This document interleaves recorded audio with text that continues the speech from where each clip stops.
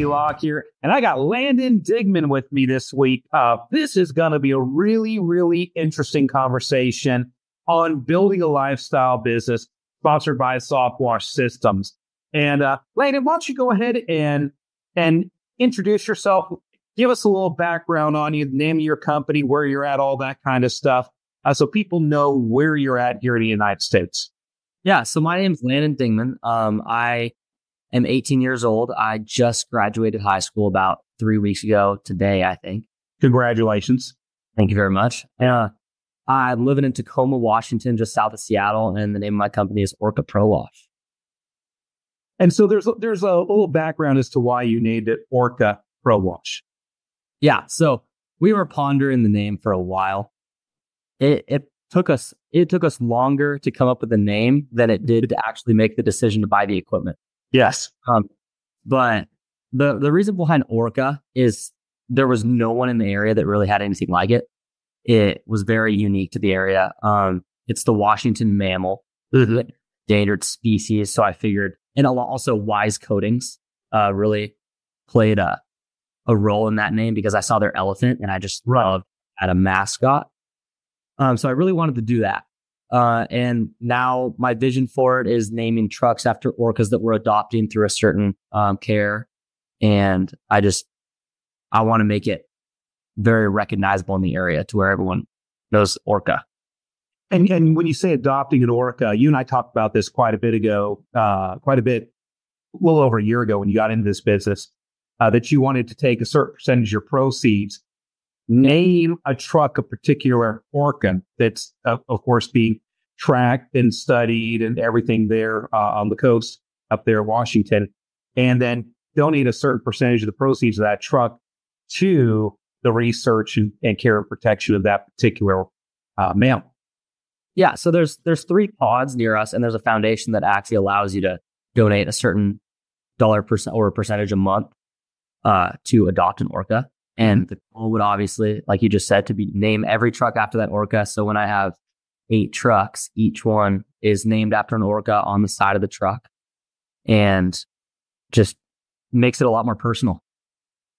Yeah, it's pretty cool. And we do something similar at SoftWash Systems. Our charity is the Breast Cancer Research Foundation, and we sponsor a football game called the Cure Bowl. And we give 1% of our proceeds to the Cure Bowl. And, we raised well over $300,000 now for breast cancer research just by taking that one penny and donating that, as also all of our affiliates get to participate in that. So it's a SoftWash Systems wide charity that we do. So it's always cool to have a cause linked to your company. It makes it a little more than just about business. I always kind of think that as tithing in a sense too. Sure. Because it says in scripture that after the 10%, or I don't know if it says that in scripture, after the 10% is when the tithing really starts. So then kind of think of it like that, as just throwing a little bit extra out there. Oh, yeah. Yeah. Or in Cajun, I think it's what they call lenape or something like that. Lenape is that little extra, and in the Bible, it talks about, a measured, scooped out, shaken, tapped down, really, really full, and that's what we're all trying to do is we need the businesses to support our families and build that lifestyle business, but also too, whether it be that you're a Christian or you have a religious background and you're tithing to your church, or you're giving back to the community, or you're, sponsoring or adopting an orca. It's always great to take some of your blessing and give it back into the community that you serve. Yeah, exactly. So you mentioned that you just graduated from high school. So, some of the guys that we have on this, guys and gals really, that we have on this show, talk about, hey, I'm Mr. and Mrs. Smith. We have 3 kids. We've been married for 12 years, blah, blah, blah, blah, blah. And so you don't have a similar story to that. You're like, I just graduated from high school. Yeah. And so you're really unique in that, people coming, young people coming out of high school usually aren't thinking about being entrepreneurial and starting a business, and their goals or priorities are a little different than yours. And so you're kind of a mature guy, and not kind of, you are a mature guy. And so tell us a little about what drives you, what you like to do, what is the backstory on Landon? Yeah. So it all started when I was 13 years old. Both my parents are entrepreneurs, and we've kind of grown up with that mindset of I want to be my own boss. I don't want to have a limit. I want the sky to be the limit. I don't want to work somewhere where I'm capped. Right. I want to be able to grow exponentially. And I started the long story is I started a window cleaning business when I was 13 years old. And my parents told us every dollar you make will match towards your first car. So if you want a $10,000 car, you got to make $5,000. And we did that every single summer. My sister started a pressure washing business, and I was the one that did window cleaning. And it got to a point where we had a customer base to where we weren't even marketing anymore. The summer would start. We would finish school for that year, and our whole summer was booked with jobs. And that went all the way until my junior year, which was a half ago. And I got an opportunity to clean 40 apartment buildings, the siding. And you don't want to pressure wash. It was vinyl siding. So started looking into soft washing, found the Taco, which is that demo unit you guys have. Right. And the plan was to buy the Taco. We affectionately call that the gateway drug, because a lot of people look at the Taco and they go, that's cute. That's really nice. And show me more. And then that leads to other things. So, and then you buy something 10 times more expensive. But we're going to look into the Taco. I was going to do the whole job, sell the Taco, and then go to college. And that was the kind of job that pays for your first 2 years of college. So it would have been huge. Next thing we know, 2 weeks after looking at the Taco, I'm at Discover SoftWash. And then a month after that, I have a truck. And I would say, as far as really picking it up, I didn't do that until January this year. I started the business in May. Last year, from May to December 31st, we only did $35,000 of revenue, which I was a 17-year-old kid. I wouldn't call myself mature yet. I'm still getting there. But I still was deciding between college and running a business full time. And it was kind of still hitting me that this would be my last summer with my friends. This would be my last year with my friends. So let's back up just a hair there, because, you mentioned that you got into this business, and you talked about your sister starting her pressure washing company, you starting the window cleaning company, and your parents saying, hey, whatever you earn, we'll double whatever you earn. So if you earn $5,000, you get $10,000, help you buy your first car and all. And you built up a customer base between your sister's business and your business. Your sister, of course, so everybody knows on the podcast here, she got to the point where she went to college and did college and kind of relinquished the business, and you inherited those customers and your window cleaning customers. And you weren't just starting your business this last year. You had, several years of customers, albeit it was kind of a side hustle business for students while they were in college. You did have some customers that you were able to roll up into this business. And that was a blessing in of itself. Yeah. And it was funny. I was looking through photos the other day, and I found a photo of me organizing all my window cleaning gear from 2021. Yeah. 2022. And it was in the corner of my garage, one shelf with my little pure water system and my water fed pool and a couple squeegees. And then I look out there and I have a shelf with 30 gallons of chemical and 5-gallon drums of. I've got a picture here on my desk somewhere. I don't want to dig for it right now, but you've probably seen it, where my first year in business, I took in my bedroom at my parents' house, and I put a desk in there with board, and it was the week I sold my first week that I did $4,500 in sales that week. And I had all the tickets pinned up on the cork board, and I had a Tandy TRS 80 computer on the desk, and it looks so archaic. But yeah, you look at those pictures and you look back to back then, and you look to now, and you go, holy smokes. just what a difference just a year or so makes, you know? Yeah. And I thought it was so cool, me having that little tiny corner organized with the one shelf. And then I look inside and I got a truck beside. $120,000 truck. Right? Yeah. Just a different level. Yeah.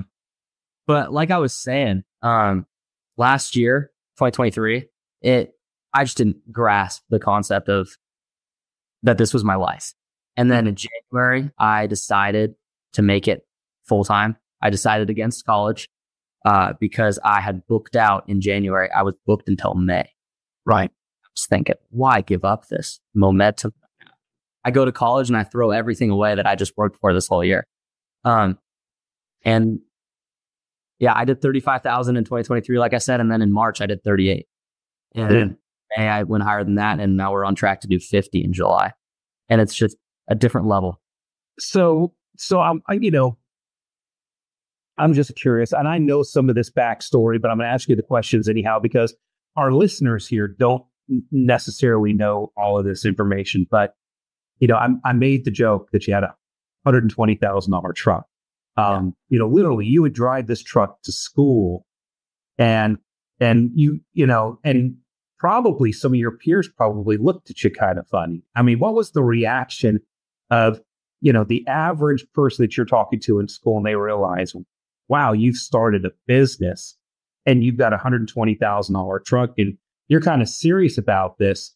What is the reaction of your peers to something like this? If I'm being honest, dude, not a lot of my peers really knew. It's because I don't want to like going around saying, oh, I own my own business. I own my own business. It just feels kind of boastful, especially in my age group. But the people that did know, people just respected it, I guess. It wasn't, wow. People didn't have such a big reaction to it as like, wow. Because I don't want to be like, I'm better than you. I have a business. I don't want to come across that way ever. Sure. But the close friends the only people that knew were the people that came to my house. And people just respect. I got two of my buddies working for me now.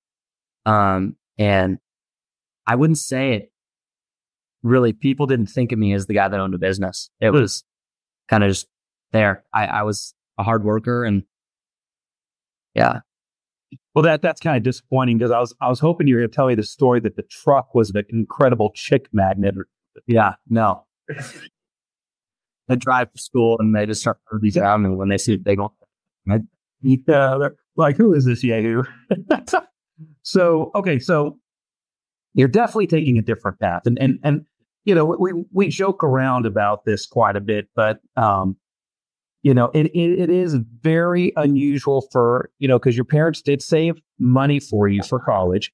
They did use that college when your dad did look at you. Your dad actually came down with you to Discover SoftWash. You guys looked at the opportunity together and your dad looked at you and said, hey, we got some college fund. Are you going to go to college? Or are you going to do this business? And, and he went ahead and helped you out and backed your decision to do this business.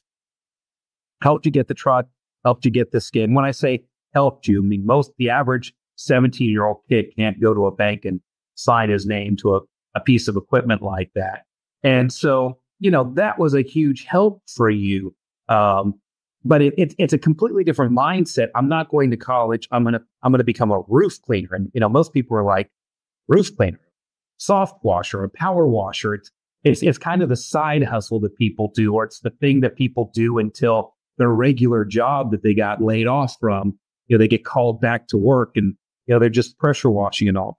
And a lot of people take for granted that, that when you decide to become an entrepreneur and do this entrepreneurial journey, there's got to be a certain level of commitment. And then you just mentioned that your first year, you really only did about 35,000. But there's people listening to this right now that they were serious about their business. It wasn't a side hustle. They were going out there and this was their main gig, and they didn't even do $35,000 their first year.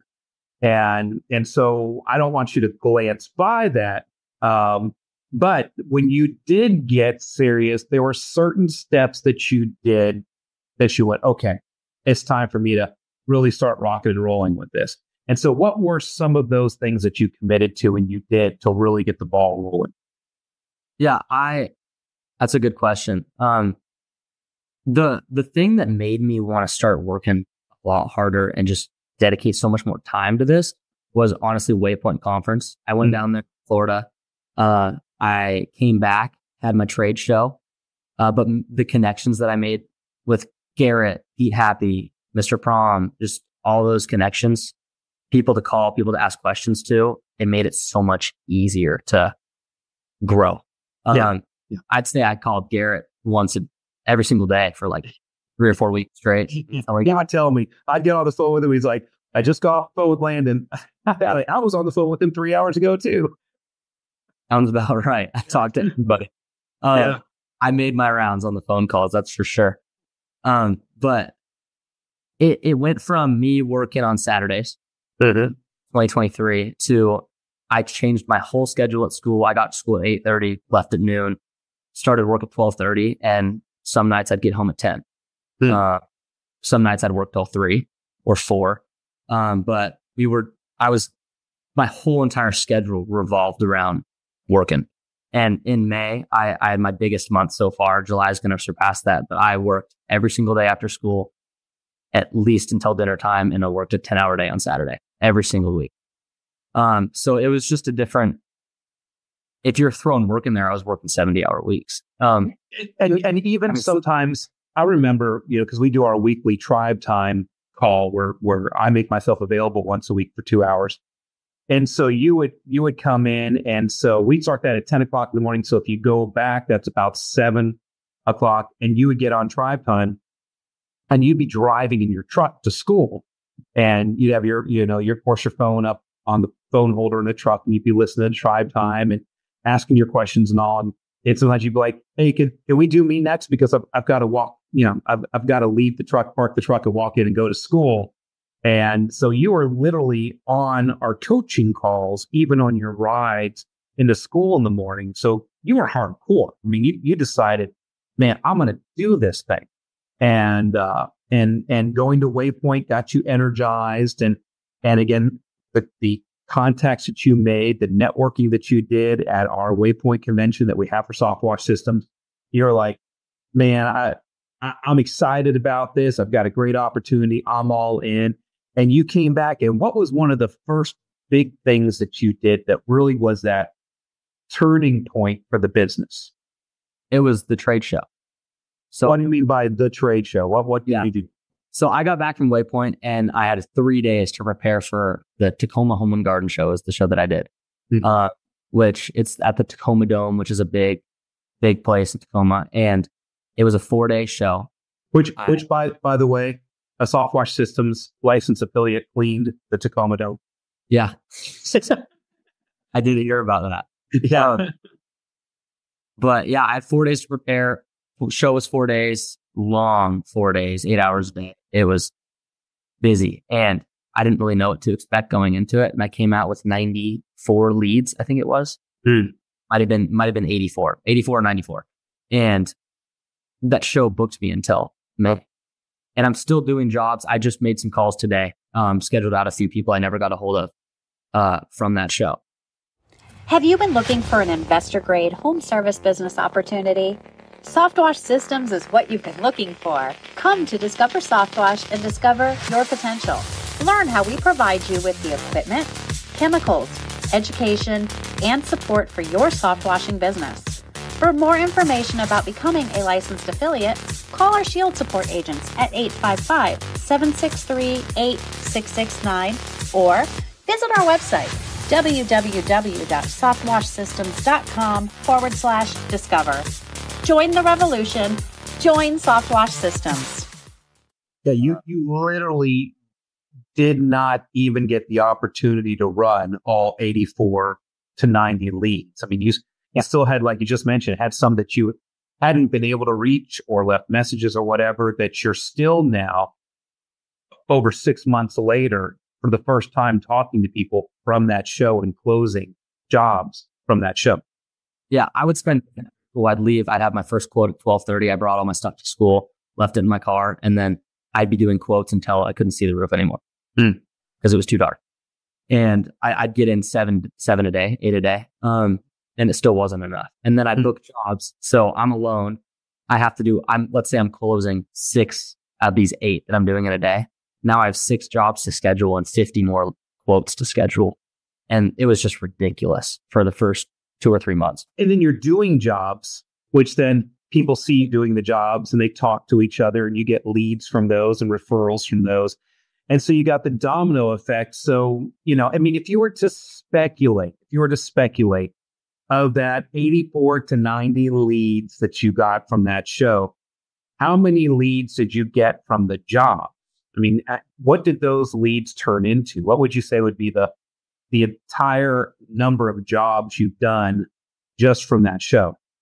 I couldn't tell you. I could tell you if I went and looked, and I could probably figure it. Did you double? Did you, for every lead that you got, you ended up getting another lead, or for every 2 leads that you got 1 lead? What would you say the ratio would be? The one negative thing that came out of me being so busy, though, too, was like one thing you guys say in your marketing camp is make every lead into 2. Like if you got 2 lead, it should be 2 quotes. Replication of effort. Yes. I didn't have time. I would go to a quote at 12:30 and I had another one at 1:15. Right. And I had to make that estimate 30 minutes and then I had to drive 15. And I barely even had time to do the quotes. So I'd say I definitely kind of took a hit as far as doing a lot of like popcorn marketing, as you talked about, because I didn't have time to even go to these people's houses. And I was booking out estimates for 4 weeks. Wow. So people don't like it when you book out an estimate for 4 weeks. And then they want their house clean now. It's one of those things that by the time they think about it and they say, this really needs to get done, they want it done yesterday. But I'd say about probably 30% increase easily. And I would put all those, if I got a call from someone from the trade show, I'd put it down as a trade show in my system. And I have way more than 90 people from the trade show in my system. So it's really incredible. I talk to people all the time, and not everybody gets that kind of result from a trade show. Again, there's other soft washers in your area, right? Very few, but yeah, there's a couple. And there's other pressure washers in your area, right? There's other window cleaners in your area, right? Oh yeah. So it's not like you're in a market that doesn't have any competition. You go to this home and garden show and you ended up getting a lot of leads. A lot of people said, yeah, man, come on out and visit me. Okay. So you had to put a certain amount of effort into the trade show, be prepared for the trade show, set up for the trade show. What were some of the things that made a difference in this home and garden show that you think really attracted people to trust you and say, yes, come out and give me an estimate? Yeah, I was super energetic at the trade show. I didn't sit down all 30 hours that it was going on. I was standing in the corner of my booth talking to everybody, cracking jokes with people. Yeah, people walk by and you got moss? And they'd say no. And I go, you're lying to me. And it's right back. And they're like, I am lying to you. And then I give them a business card and I just talked to everybody, shook everybody's hand. Most people thought I was an employee. So I kind of started to tell people I was the owner. And when people started realizing I was the owner, there was people from across the trade show that had booths that were sending people to my booth. Wow. Like, check this kid out. He has the big truck. I had my truck in there too, a big 30-foot booth. Had a slideshow plan with all the before and afters. And it just pulled everybody in because no one's seen a truck like that. Okay. So I'm going to hit pause real quick here. Okay. So you just listed 4 things. All right. So number 1, you were very congenial, talk to everybody, crack jokes, push back on them. You got moss on your roof? No. Oh, come on. You're just lying to me. You're just blowing me off. Yeah, I'm blowing you off. Well, come on over here. Talk to me about this. Okay. So you talk to people. Okay. So you built up a rapport with them. You mentioned that you put your truck in the show and then, which is a big deal. You mentioned, of course, that other people were referring, when people realized that you were the owner, people were referring people back to you, go by that booth, check him out. Hey, there's this kid over here. And so people were endeared to you because you are very young. This is very unique. Most people your age aren't entrepreneurs. Most people your age are not that serious about starting a business and running a business and all. And so, you have a different mix. So, you're young, you're energetic, you're talking to people. People are endeared because you're the owner of the company. They're starting to figure that out. And that played very well for you. Tell me about the truck, because listen, you've got a beautiful truck, beautiful wrap on it, Orca on the side, great colors, beautiful piece of equipment in the back. When people would come and see that truck, what was their reaction to it? A lot of people would just stand in the aisle, because I was on a little corner and people would walk around and people would just look at it. Most people didn't even say anything to me. They just stand in the middle of the aisle and look at it. And I just up there and stand right next to them and look at the truck too, just right shoulder to shoulder, and just start looking at it. And then they'd either strike up a conversation with me or I'd strike up a conversation with them. But people were just amazed by the truck. A lot of people asked, how'd you get this truck? A lot of people thought which I don't understand why people ask, but a lot of people thought I did roofing. And right. Sure. I was kind of confused why they thought I like sprayed on the shingles with my hoses or something. But a lot of people think thought I did car detailing. Next show, I'll make it a lot more clear that it's exterior cleaning. But I won't, because we call it soft washing, and people automatically think soft washing in cars. So next time I do this, I'm going to start a car wash company. But every single person they'd look at it, and I just look at them. You got any questions? And most would say no, and I just start talking to them anyway. It's kind of just talking to people. People at trade shows just sit down in their chair and look at their phones and wait for someone to talk to them. Right. And you guys drives me crazy. They put a table out with a candy jar on it. They got this thing between them and the public, and they sit on their chair and they look at their phone and they don't engage. And that's the dumbest thing in the world. Yeah. And like, I had a bowl of candy, and every time a kid would come up or anybody would come up, like let's say a kid came up and asked me for a piece of candy, I would always say, yeah, but your mom has to take a business card. And the mom's always sitting there, and we'd trade. So she would take the business card to her mom and I'd give her a piece of candy, but just being energetic. That's where I did it, is just being happy, having a smile on your face, and talking to everybody. So I know some of our people do like a free drawing for something. Did you do a free drawing for something? I did. I did a roof cleaning. Okay. Do you think that made a big difference? Do you think people were entering to get the free roof cleaning? I think it drew a lot of people in. What I did is they would see the roof cleaning sign, obviously, and then I would stamp their paper if they wanted an estimate. So I'd ask them if they wanted an estimate, because no one's going to enter for a free roof cleaning if they have a clean roof. Right. Everybody has a dirty roof that's entering that giveaway. Yes. So that's why I did it that way. And then I'd say out of the 94 leads that I got, I stamped 85 of them to 90 of them. Because everybody wanted quotes, and there was a few people that couldn't afford it. And I ended up giving it to a lady that her husband had just passed away. So I did pick and choose out of it, but it was her husband passed away. She couldn't afford the roof cleaning. She didn't have maintenance on her home. And I was going to do a drawing, but when I met that lady, I just knew I was going to give it to her. So I just gave it to her. That, and that's real important for people to realize. It's real important to do the right thing. And, and this is not tooting our horn at all. We're not toot or anything else like that. It's just, we're encouraging other people to do this kind of stuff. When you see people in need, it's good to take care of them. So I've got Megan, and she runs our SoftWash Systems, the Seminole County branch. And it's basically the branch that we've put together. That's the demo branch for people to come in and see all the soft serve system working and to be able to come and see a working, functioning branch at our facility. And so Megan, every once in a while, when she's out doing quotes, runs into somebody that just absolutely can't afford it. They're either a cancer patient, or widow, or widower, or they're just overwhelmed with the maintenance of their home, and they just can't afford to do it. And they thought it was going to be way, way, way, way cheaper than we actually are, because we are by far the most expensive company in our area.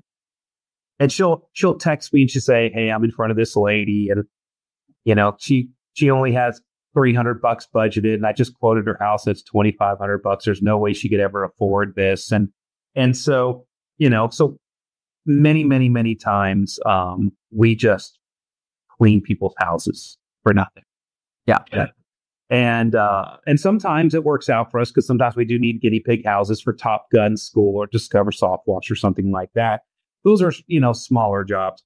But sometimes we just go and clean them because it's the right thing to do, because sometimes there are people out there that are in need that just don't have it in their budget. It's not like they're broke or destitute. They just don't have it in their budget.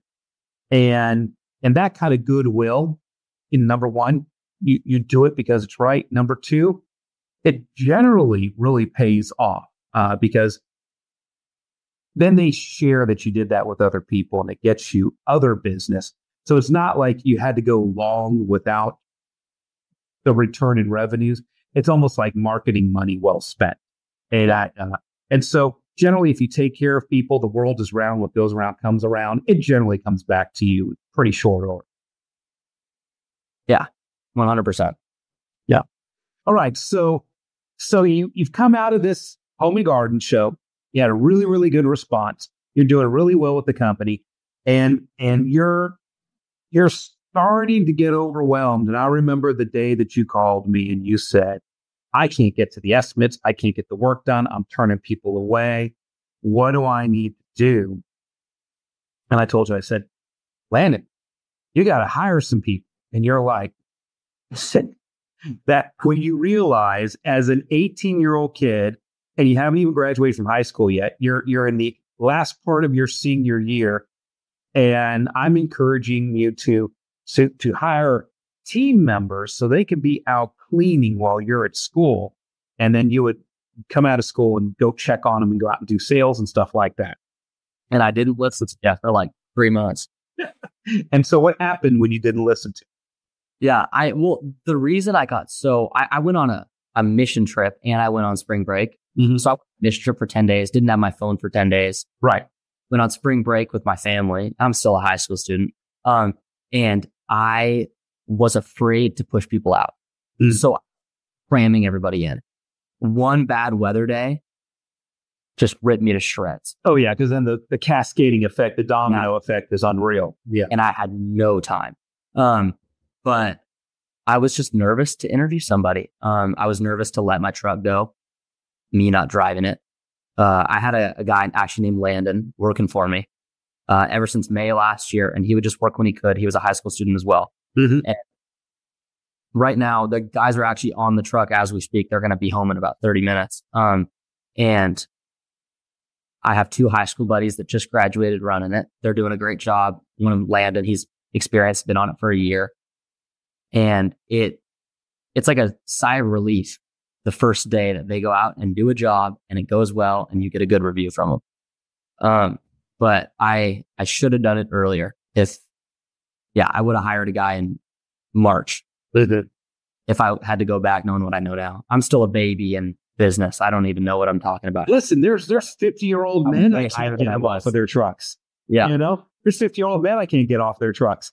And it's so scary. It's like nobody's going to do it as good as I can. Nobody's going to be as quick as I am.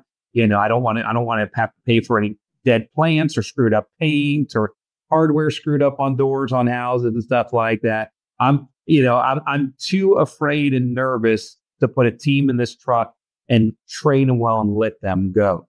And which is true. Yeah. At times you're going to take a little bit of a hit in speed. The other day, the guys were on a job that needed to be done by 3, and it was 1 p.m. and they were halfway done. And I went out and I just threw on my jeans and went out and did it, and I finished it in an hour and a half.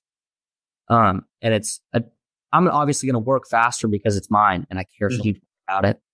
But it's either that or you don't grow. Right. And so it's nervous it's kind of unnerving to do that, to hire a team to do that for you. But it does free you up to get more done. So you put the team out there, they're doing a good job, they're getting good reviews. They're never going to be as fast as you. I'm turning 55 in September, and I can still, to this date, work 9 out of 10 soft washers across this country into the ground for a day, probably. Yeah. It's like the Toby Keith song. I'm not as good as I once was, but I'm as good once as I ever was.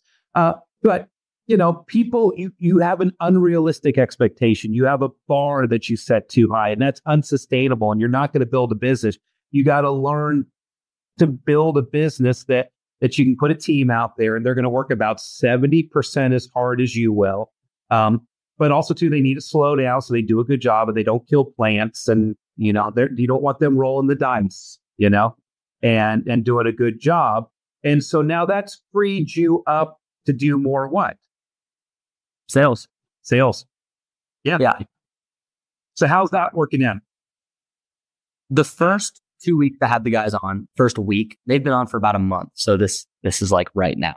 The first week they were on, I didn't really do much, if I'm being honest. I went out to a couple quotes, but I just graduated high school and I didn't really do anything, if I'm being honest. I went out and they did production and I kind of sat at home and worked on my computer, organized my office. But like today, I went out and I visited 6 apartment complexes, just giving out quotes, just talking to people, knocking on doors, throwing flyers. And I love doing that. I love going out and talking to people versus doing the work I'm not as much a fan of, but I enjoy talking to people. So I'm a lot happier now that I'm out doing what I love versus doing the labor. And it's so much smoother now too. But yeah, and it just allows me to get way more jobs on the books. It's going to allow me to sell so much more. I'm booked out into August right now. And I hope to fill up August by the end of the next week or 2. So, what's your closing ratio? If you go out right now, let's say 10 jobs or 10 quotes, you get 10 RFPs, requests for proposals. 10 people want you to come out. Of those 10, and remember, with SoftWash systems, we always track what we call our 1-to-1 ratio. Leads that came in that week that actually closed that same week, not the week after, not 2 or 3 weeks down the road, that came in that week that closed that week. What is your 1-to-1 ratio, closing ratio right now out of 10 jobs? If we're talking, like you just said, that week, like on site closing or the next day, I'm probably around 60%-ish, 65%. Perfect. But if we're talking for the year, so let's break that down real quick here. Okay, so you're closing 6 out of 10 on the spot or same week. Yeah. Okay, of those 4 that you didn't close, what happened to those 4? Tell me the story of the 4 that you didn't close. I call them until they do it or they say no to me. But no, I'd probably sell about 50% of the 4. Okay. So 2 more go with you. So 2 jobs out of 10 are not closing. Okay. What happens to those 2 jobs? Tell me the tale of the 2 jobs. Yeah. So either they don't respond, I just never get a hold of them again. There's people I've called 10 times over the past 4 months that you just never hear from, or there's people that just flat out say it's too expensive and don't go for it. But those are the only 2. Nothing else really happens. Yeah. And so if you were to go drive by, have you actually driven by the 2 out of 10 to see if they actually got the houses clean or got the roofs clean? I've done it a couple times, but honestly, I haven't had time. So the couple of times that you've done it, but no, are the roofs clean? No, they haven't. Yeah. And so if you were to guesstimate right now, how many jobs you actually lose to competitors, that somebody didn't choose you, but they chose somebody else, would you say 1 out of 10, or do you have to go to 20 and say 1 out of 20? It's probably about 5. So yeah, 1 out of 20. I ask my customers if they end up not going somewhere. I ask them, who did you end up going with? And it's I've had maybe 4 people in the last year tell me, I just had someone go cheaper. There was a job I quoted for $18,000. And I lost it to a guy that quoted me at 13. So stuff like that, you almost can't avoid, but it's always, I very few. I lose very few to other people because no one else does what I do. No one else has a truck like I have a truck. a lot of people end up doing it on their own too. I notice that a lot when they hear my price. Yeah. Do it yourselfers. You know, if they're up there sprinkling moss be going on the roof. Yeah. Yeah. All right. So one of the things also too, when we were talking about your team members, how easy is it for you to train your team members? You bring people on and you're going to put them on a truck. The scalability of the company, when you bring new team members on, how quickly can you get them out cleaning, and what makes that possible? Yeah. So I struggle with training people a little bit. Cause it's like, I think about it like skiing. I'm a big skier. I love to ski. I cannot teach people how to ski because I grew up doing it and I just don't know what to tell people. And a lot of like, I struggle with, I just want to do it because it's not getting done fast. And then I just want to do it.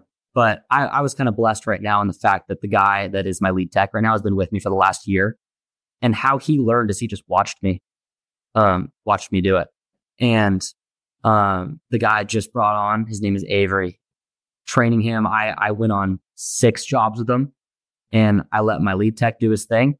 And then I just sat with Avery and just told Avery what to do, told him what he needs to look out for, and kind of,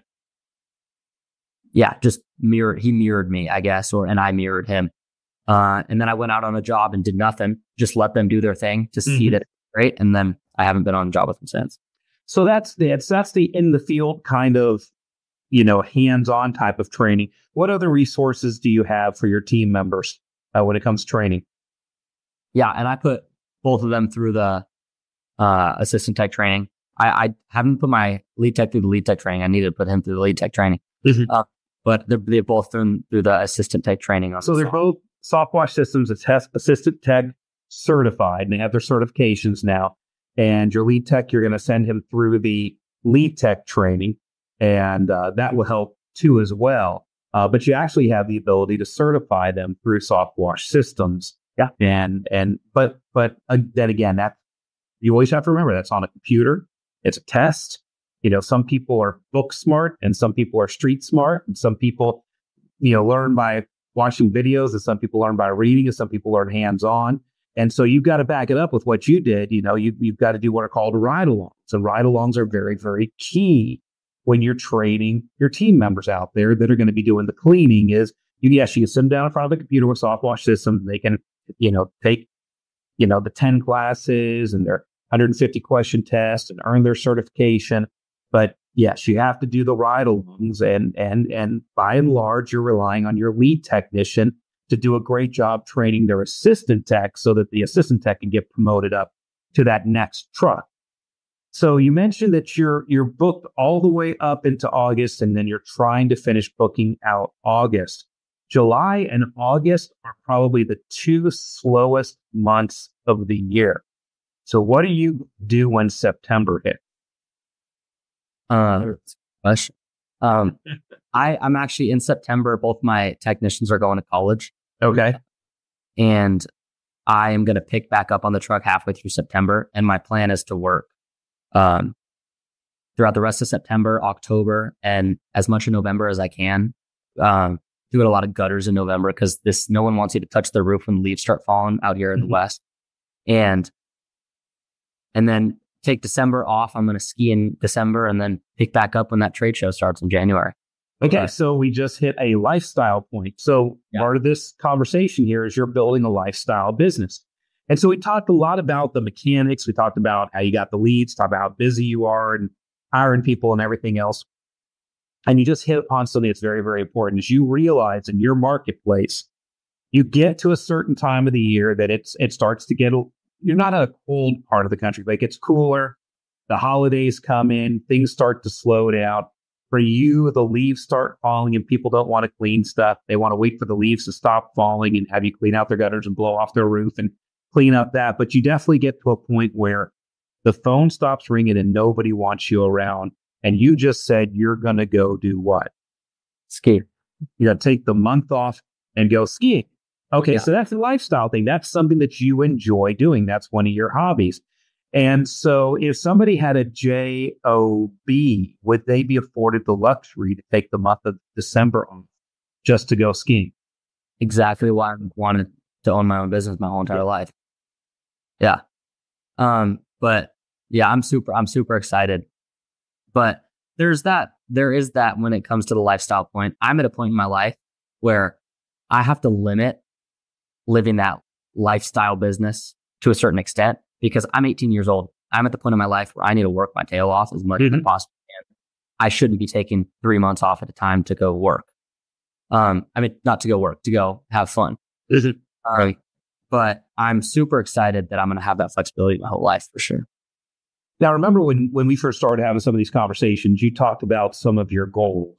And, you were like, well, AC, when do you think I could hit 1 million? What do you think I'm going to be able to do? Because you're watching me. I mean, I'm 55 now, but I started my cleaning company at 21, about 21 and a half, wasn't quite 22 yet, and started at 21 years old. And by the time I was 28, literally 7 years later, I had a $3 million a year business. And by the time I was 29, I had 3 branches around the state of Florida. And by the time I hit 30, I had a $4.8 million a year SoftWashing company with 18 trucks on the road. And so, you're like, part of your thing is, oh, I wonder if I can do it sooner than AC. So you've been thinking about this now. You've seen what the truck can do. You've seen how you could sell the jobs. You've seen the revenues that this truck can produce. When is truck 2? When is truck 3? What are you trying to build? Because you just said, hey, listen, I'm 18 years old. I could take 3 months off here, 3 months there, and have this vagabond lifestyle with this lifestyle business and everything else. But you want to get serious about it. So tell me what the plan is. Where do you want to take this thing? Yeah. So do you want me to just take you through my 5-year? Yeah, that would be great. I'm sure everybody on here would love to know what an 18-year-old, 3 weeks out from graduating from high school, what his master 5-year business plan is compared to a lot of 35 and 45-year-olds out there that still haven't figured out what they want to be when they grow up. Yeah, 100%. So the plan right now is finish out this year, start off next year strong. I want to get a salesman next year. I want to get an admin. I want 2 technicians. I don't want to work on the truck at all next year. I want to be completely off because I'll be working on it at the end of this year as well. The plan is to either buy a truck at the beginning of next year or in the fall next year, whichever. Kind of have to play that by year. That'd be truck 2. Yeah. Yep. And then the plan is if I buy it at the beginning of next year, let's say I buy it in March, I will have that truck all next year, put on a 3rd truck the year after that, which would be 2026, put on a 4th in 2027. And then I'll have a location. My goal is to have a location here and then a location 40 miles up north in Seattle area. And then after that 4th truck, I want to put on 2 each year. So by the time I think it's 23 or 24, I would like to have 8 trucks on the road. I think it's 23. By the time I'm 23, I want 8 trucks on the road. Doing $4 million a year. Which is really incredible because of just the economics of it and how much prices have gone up. I had to have 18 trucks on the road to do $4.8 million. And you'll be able to break $4 million with 8 trucks. Yeah, and even in this market, I think I'm what's the word I'm looking for? Conservative. Conservative, yeah. Yeah. I think I'm being conservative because if I'm working 11 months out of the year, which I think I can definitely do, especially with commercial, I think I can easily do 600 per truck versus. Right. Because you're seeing that now. So just give everybody a glimpse here. January, what did you do? What was your number in January? January was like 4,000. It was barely anything at the end. But then February is when it picked up. I did about 20,000 in February. In March, that was my first month breaking 30. I did 36, I think is what it is. And then in May, I did 38. Okay, hold on. Let me get my calculator here. Okay, so you said 4 in January, right? Yeah. And then February was how much? February was I think, let's call it 20. Okay. And then March was 36. Okay. And then April, I did 4,000. Okay. Because you mentioned you went away for spring break and you did a mission trip and stuff like that. So lifestyle business stuff, right? Yeah. Did it because you could, right? Mm-hmm. Okay, so 4,000. Okay, May. And then May, I did 32. Okay, in June. June, I haven't looked yet, but it's probably, let's call it 30. Okay. It's definitely in July. What do you think you're going to do in July? Right now, I have scheduled 46,000, and I have 4 days left to schedule. So okay, so let's call it 50. 50. And to do 50 grand with one truck in July, that's awesome. That's awesome. So you're about where SoftWash Systems in Seminole County is. We'll do like 45,000 this July, and July will be our best month ever in business. We're 1 year old company, still one truck on the road. I spend 1 hour a week in that business. Megan handles everything. She's on the same, SoftWash Academy Online, doing all the same things you are. She's just following the model like you are. All right, so you're at $176,000 with a couple goose egg months, January and April. Okay, so you certainly could have done $200,000, and then if you just did the same the second half of this year, you're looking at a $350,000 to $400,000 year with one truck, and a good portion of your year was you being a high school senior, which I think is pretty incredible. Yeah, thank you very much. Yep. And so if you keep doing, if your July becomes your regular month, which it should, because July should actually be a down month. If you did 11 months at 50,000, that's $550,000. If you take that 550 and multiply that by your 8 trucks, that's $4.4 million. And I think you'll be pretty happy with a $4.4 million company. Even if you're just 25 years old, you will have beaten me by 4 years. And I'll be super happy to give you that trophy. Sounds good. That's what makes it fun for me. That's what makes it fun for me is that I don't care anymore about all of my records and my trophies. I've done it all. I've got over my left hand shoulder over here, I've got my Redfish Tour National Championship trophy, where my rookie season I won the national championship for the Redfish Tour. I couldn't do anything better than that after that on the Redfish Tour. And so, I've done a lot of great things. So my life now is in the significance phase where I'm just trying to help people like you achieve your life's goals and dreams. So, man, if you could hit that, $4 million plus mark for the age 25, there's a guy in Atlanta right now. His name is Wesley, and he owns Wise Guys Roof and Exterior Cleaning, and he's in Atlanta, and he's got a buttload of trucks on the road. I think it's 10 trucks. And I'm not sure what he's doing in revenues, but he's trying to put more trucks on the road. And so I was teasing him the other day. I said, hey, only 8 more trucks to go, and you break the Mallard record. And somebody was like, oh, he's just tooting his horn. I said, no, Wesley and I, we've talked about this. His stated goal was to one day break the Mallard record. And I just think it's really, really, really cool that he's doing that, because I want people to break my records. I want people to do better than me. I want people to rise to new heights. I want to see you, have a $4 to $5 million a year company by the time you're 25, because then I look at that and go, well, where are you going to be at 30? Where are you going to be at 35? If it's just, then you only grow 10 to 15% per year. By the time you're 40, you'll have a $25 million a year company if you only grow 15% per year. It's just mind blowing. And so, it just excites me. And you may not want it. You may go, hey, listen, at $4 or $5 million, I'm happy, and that gives me a great check, and I'm just going to stay there. But yeah, I know the cloth. I know your parents. I know you come from a long line of overachievers, and so it'll be cool to watch you grow this thing for sure. Yeah, I'm stoked. I'm super excited to start kicking it in gear. I'm only 3 weeks in to full time, so yeah. I got a lot.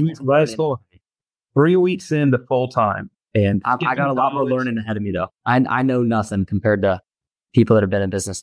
Well, luckily here at SoftWash Systems, you don't need to know a lot. All you got to do is follow the model. Just follow the model. Yep. Well, cool. Well, do you have any parting words that you would encourage anybody else that's out there, whether they're in your situation, looking at, do I go to college? Do I become an entrepreneur? Or anybody else looking at this opportunity called SoftWash Systems? What would you say to them? Yeah. I feel like one thing I've noticed in my age group is, this is kind of a little bit off topic, I guess, but I just met a group of guys in Gig Harbor, which is a place right next to me, that there's 3 of them, I think it is, that are not going to college and are starting their own businesses. Mm-hmm. And you don't have to necessarily go full steam ahead into that. 2 of these guys are taking a gap year, starting a business. If it goes well, they're going to run it full time. Right. And I just think that nowadays college isn't necessarily all that. I don't think you need college to be successful. Mm-hmm. And I'm super happy because these guys are like-minded with me. They have the same ambition as me, and they're going to be around, versus all my buddies going off to college and leaving. Yeah. Yeah. I'd say you don't need college today. I'm seeing a lot of Gen Zers are getting, one thing I like about the Gen Z is you guys are really practical. They're like, there's no BS, let's just go straight to the point. And so, yeah, some were saying, listen, I don't need college to go out there and make a good living. And I'm ready to start my life now, not 4 years from now. Let's get going. And I think that's a very admirable attribute. And so, and the second part of that question was, and if somebody else was looking at SoftWash Systems like you were about a year ago and getting ready to jump into your entrepreneurial journey with SoftWash Systems, what would you say to somebody that's looking at this particular opportunity? I was in my situation, I was in a very blessed situation in the fact that I could put my college fund towards this truck. If anybody else had that opportunity, I'd say take it. Because it's either you go to college, you get college paid for. I was going to get college paid for. And what I decided to do before I even decided to go to college was put my college fund towards the truck. And then if I want to go to college, I would do it myself. Right. I could easily make enough money to go to college through the summers, using this business. But I would say take it, because it's either you're going to go to college and come out not knowing what you're going to make, not knowing what you're going to do, or you can start making money at 18 years old and have a 6-figure income at 19 years old.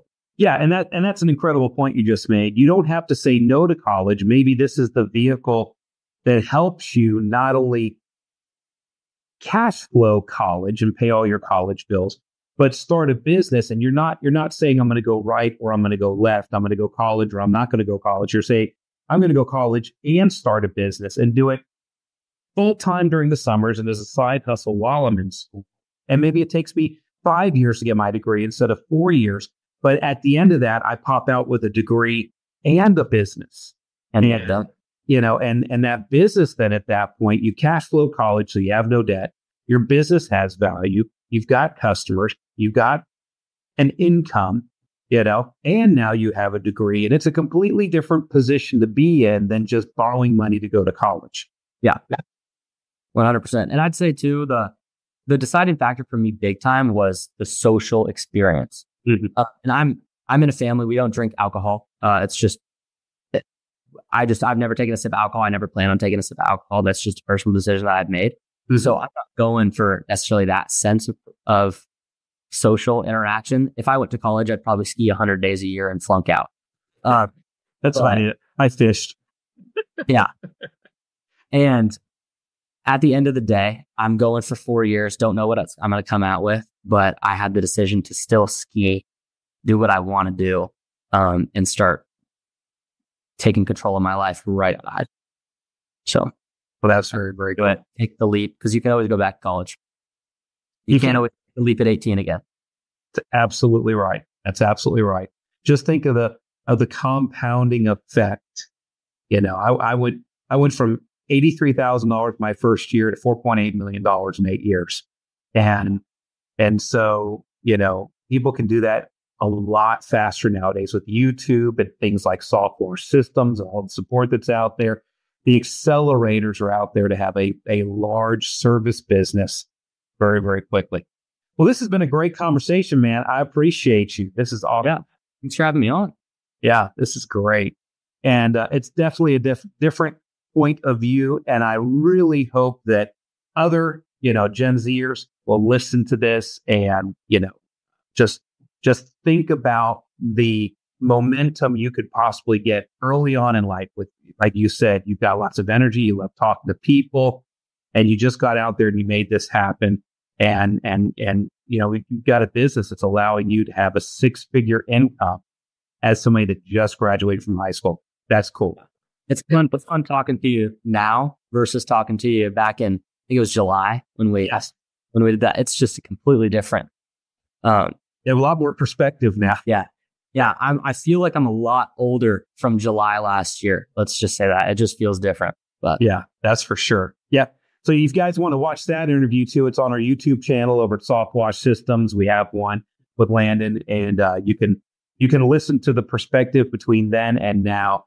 But hey guys, listen, if you want to get into soft washing, if you feel entrepreneurial, if you want to start your journey towards owning your own business, not having a job, if you want to be able to make a 6-figure income in the home service business and possibly grow your business into the millions and actually have a great asset that you can retire off of one day, which is a long way off for Landon, but we could talk about retirement one day. Hey, listen, check out SoftWash Systems. We'd love to have you come to one of our Discover SoftWashes and grow through our licensed affiliate program.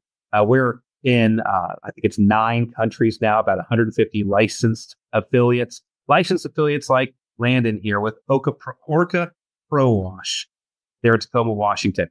Hey guys, as always, this is AC Lockyer. This is Building a Lifestyle Business. Landon, I appreciate that.